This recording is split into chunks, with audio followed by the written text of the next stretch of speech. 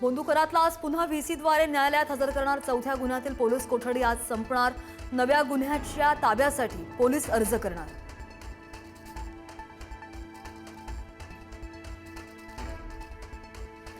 करात अटकेला लोटला महिला, गुन्ह्यांचा आकडा सुद्धा वाढला। नाशिक ते अहिल्यानगर पर्यंत 16 गुन्ह्यांची नोंद। 17 मार्चच्या अटकेपासून तपास वेगामध्ये सुरू। 9 गुन्हे, 58 क्लिप्स आणि 130 खात्यांचा तपास।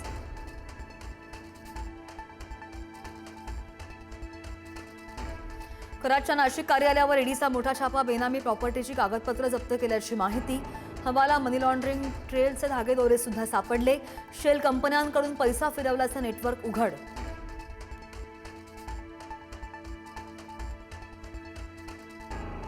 नाशिक कॉर्पोरेट जिहाद प्रकरणी आरोपी निदा खानच्या पतीला एसआयटीनं चौकशी करून घेतलं मुंबईतून ताब्यात।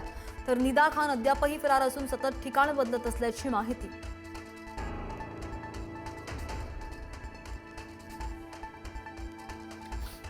नाशिकमध्ये टीसीएस प्रकरणातील आरोपींचे मोबाईल, लॅपटॉप जप्त करून क्लोनिंग। व्हॉट्सअप ग्रुपमधून धर्मांतर कट केल्याचं उघड।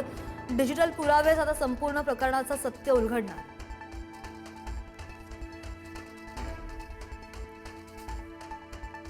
नाशिक टीसीएस धर्मांतर प्रकरणामध्ये एटीएसची पहिली एंट्री। नाशिकमध्ये दोघांची 3 तास कसून चौकशी। रजा मेनन, शफी शेख यांना घेतलं होतं ताब्यात।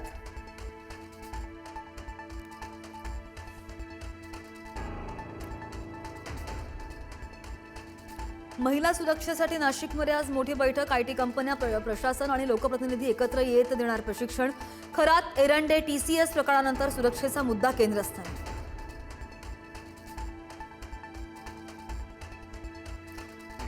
महिला आरक्षण विधेयक लोकसभेत नामंजूर।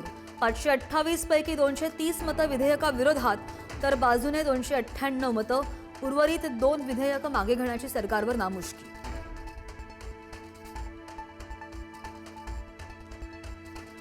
महिला आरक्षण विधेयक नामंजूर झाल्यानंतर भाजप आक्रमक। भाजप आणि एनडीएचे सहयोगी पक्ष इंडिया आघाडी विरोधात देशभरात करणार आंदोलन। भाजपच्या महिला कार्यकर्त्या उतरणार रस्त्यावर।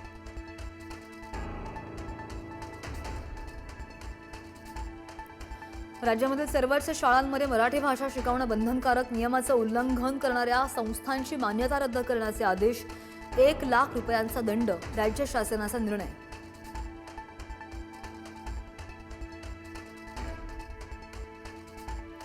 आज मध्यरात्रीपासून मध्य रेल्वेवर 10 तासांचा विशेष ब्लॉक। ठाणे आणि डोंबिवली स्थानकांवरील प्लॅटफॉर्म विस्ताराच्या कामासाठी पॉवर ब्लॉक।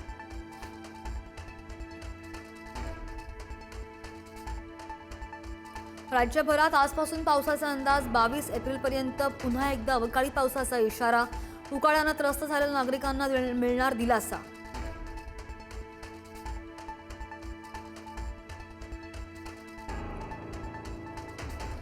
पुणे विमानतळाच्या धावपट्टीवरील काम पूर्ण। हवाई दलाच्या विमानाच्या अपघातामुळे धावपट्टी होती बंद। रनवेचं काम युद्ध पातळीवर पूर्ण। विमानांचं उड्डाण आणि लँडिंग सुरू। अपघातामुळे तब्बल 91 प्रवासी विमानं रद्द।